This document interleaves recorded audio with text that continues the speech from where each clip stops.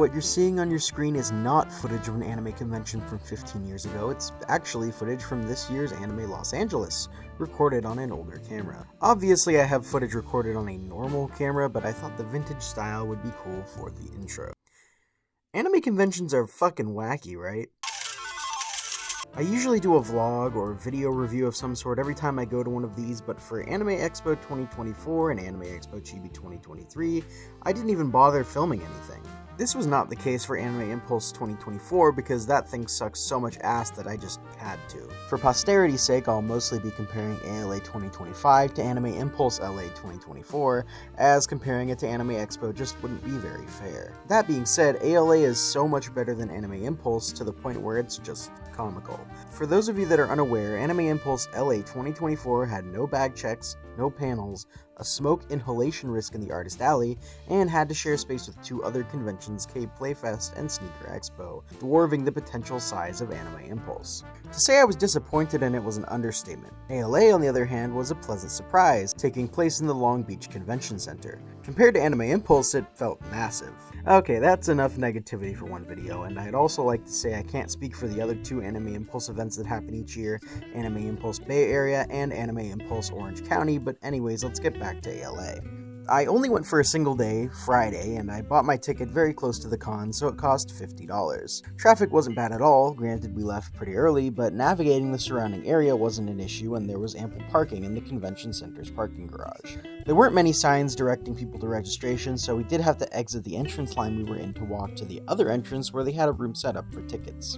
Another plus is that they sold tickets at the door, which some cons don't do, so that was good. From the registration area, it was a straight walk to the exhibit hall, which was combined with the Artist Alley and the industry signings. There were also plenty of Atasha cars set up on display, and heading out of the building through the exhibit hall was the food truck area, of which there were only 3. Taking a left would get you to Akihabara Seaside, which I think was part of a nearby hotel connected to the convention center with tunnels. Here there was the arcade, tabletop gaming room, manga lounge, maid cafe, and cosplay repair station.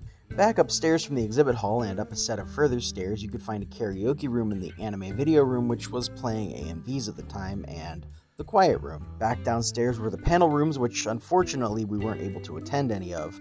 And beyond that, there was the cosplay masquerade, which I'm not sure what day that was on, and a couple more things like that. I would be remiss if I didn't mention ALA's main gimmick, so to speak, the ribbons. I only got one. Any Dandadan fans in the chat? But I noticed people had so many they were dragging behind them on the floor. This is sort of ALA's thing, and it's easy to understand why. People go rabid for them. You can buy them from ALA's main merch booth, or from spending over a certain amount at dealers' booths, or you could just get them from other con attendees. It's pretty cool to see ALA have its own identity, and for some people I'm sure it's a reason to go to the con in and of itself. I wouldn't personally want a 30-mile long ribbon chain, but to each their own.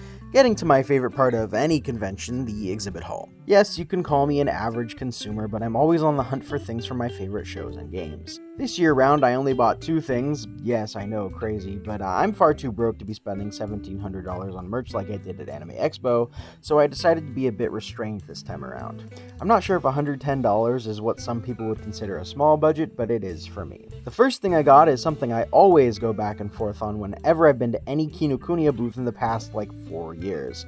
It's the My Dress Up Darling art book, and they always have it, but I've never bitten the bullet, which is crazy because it's my favorite anime. Another thing I've always been interested in but never have seen in person is garage kits.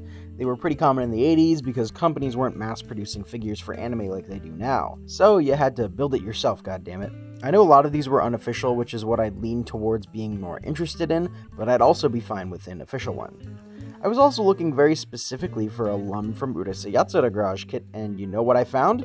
Exactly that. Which, if you think about it, is crazy unlikely, but here we are. I got the aforementioned garage kit from none other than AnimeCoast.com's booth, who frequent at basically every anime convention I've ever been to, besides Anime Central, but hey, who's counting? I usually pick something up from them, as it's one of the only booths at any of these conventions that sells vintage anime merch at decent prices to boot. If you're at one of any of the California anime conventions, I'd suggest giving them a look. Overall, I'd say Anime LA is worth going to for at least one day, if not more, since we didn't even do everything you could have done. If I still live here by next year, I'll seriously consider going again. I definitely won't be going to Anime Impulse again this year, but I've been looking at SakuraCon in Washington, so perhaps look forward to a video on that. What do you think of Anime LA? It's great, having a blast. What do you think of Anime LA? What, ALA? Are you happy with your choices? Very happy with my choices. Thank you, government. Thank you, government. The government pays.